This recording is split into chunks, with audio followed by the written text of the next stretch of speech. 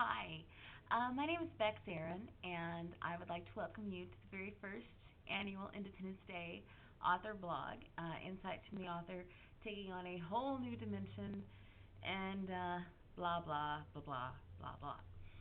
Again, my name is Bex Aaron. I'm the author of Independence Day, and before we go any further, I would really like to give a shout out to my good friend Kelly Zolo, who is the first one to come up with a video blog idea that I'm aware of anyway. And she's pioneered the whole thing, has graciously allowed me to steal her idea. So, peace, Kelly. Thank you so much. You are awesome. Okay, so first things first is I'm sure that you guys noticed that I promised Arc 3, Innocent, would begin on Halloween. And it is now, I believe, November 4th, maybe the 3rd, I don't really know what the date is, but it's in November, and we've yet to see Arc 3. Yes, I know. That's my fault. I apologize. I have gotten a little preoccupied by other things. See, I'm getting married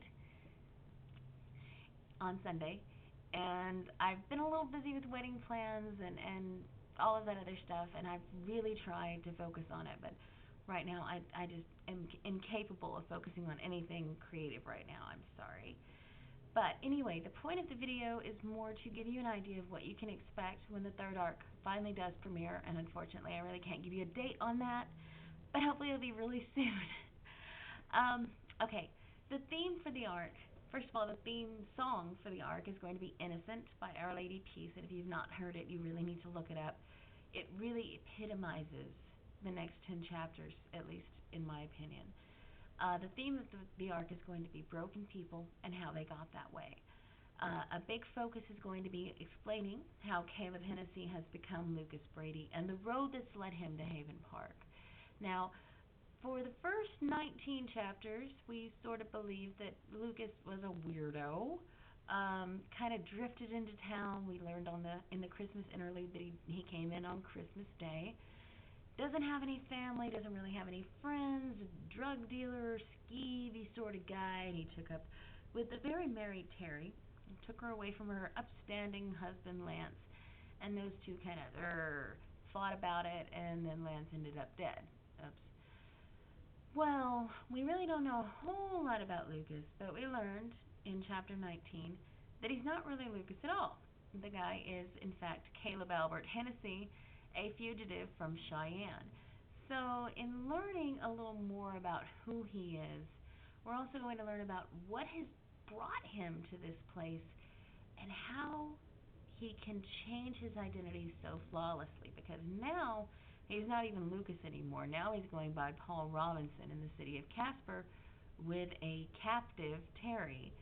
So it'll be interesting to see how this whole thing works out, especially now that Terry is kind of onto him and has figured out, well, she thinks she's figured out, that he was the one responsible for both Carol's death and her husband's. So this will be very interesting to see how this works out. Another thing that we're going to be focusing on is the Woodward family home. Now, a lot of people have picked up on the fact that Brett sort of has this almost unhealthy protective nature over his sister Terry. Nothing that his precious little Peaches does could possibly be her own fault, and he takes up for her, he defends her, even when he's a fool to do so, and he'll freely admit that. So we're going to be exploring a little bit how that whole dynamic actually came into place, as well as sort of testing it with this arc and some of the events that happen. This arc is also going to reveal, I think, a lot more about the character of Brett and how he ended up being the person that he is today. Because as he likes to point out, he was not born a preacher. So we're going to see a little bit more about what makes him tick, and the Jeff, Julia, and Brett triangle is going to heat up in the most unexpected of ways.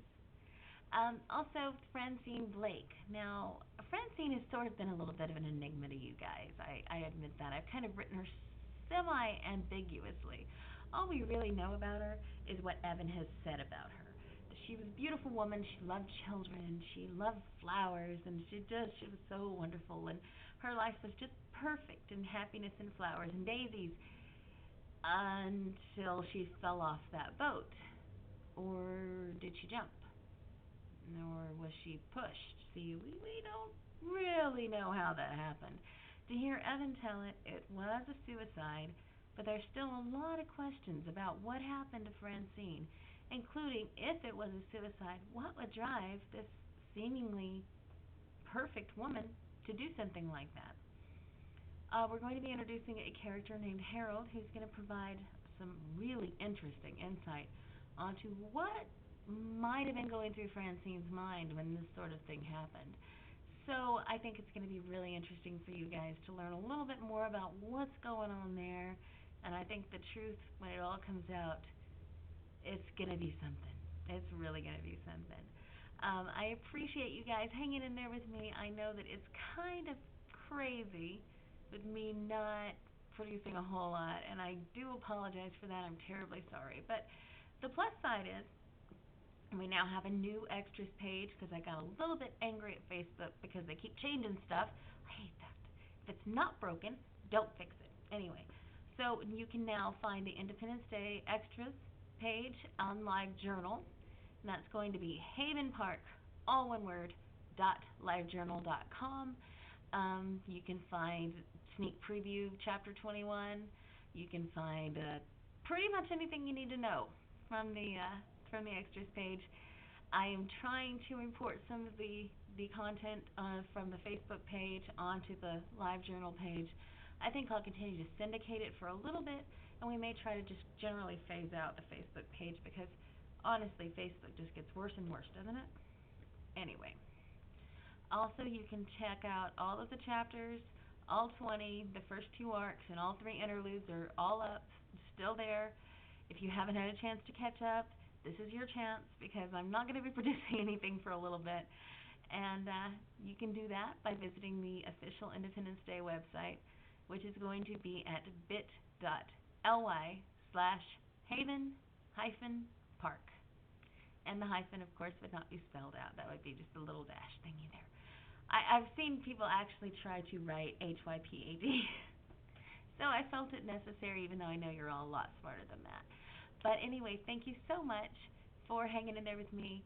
Thank you for all your kindness over the past year. And I hope to see you guys soon. Peace out.